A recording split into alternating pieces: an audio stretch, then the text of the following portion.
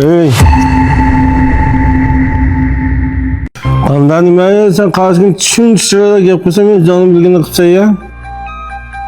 Chiroyli san mayjalab kelsam yana qurqa kelsa ya buni uchiga aydidan bo'ladi-da bilan gap qilmadi. Mayet shu chiqimchi qulab ketganimga qara. Men qilganimdan chiqdim, men ba'dim ya. Yo endi birak o'vadim ya, chiqim bo'lib ketdi. Hammadan bo'ldi chiqdim.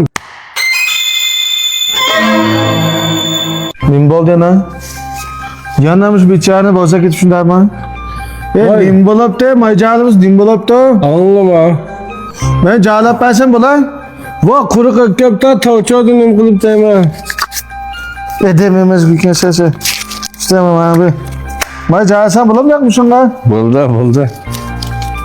Testek bilan qo'yib baş. Bo'ldi. Sen bol bir şey götürüp trafik böyle korkma ve qanday joz mağdigini açma burada. Maşin soğumağına manımda. So'molaj men qopulman so'msan. Testek bilan qo'yib. Mağdigini firma maşinlar söz ötler.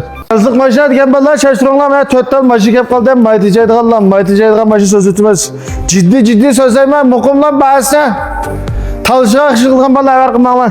2015'ten kolxot, C'den maşinda gazba.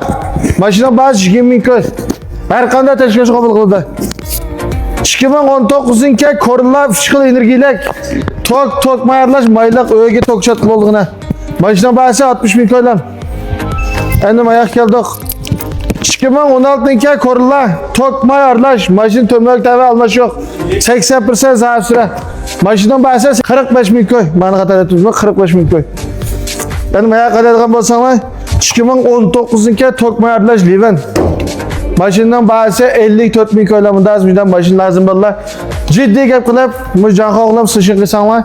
Mash kichkina ayağa undar gap qaytirib bulamay qoldim. Endi xat yazsanglar men o'zim birin-bir javob qaytirib juraman, dasi.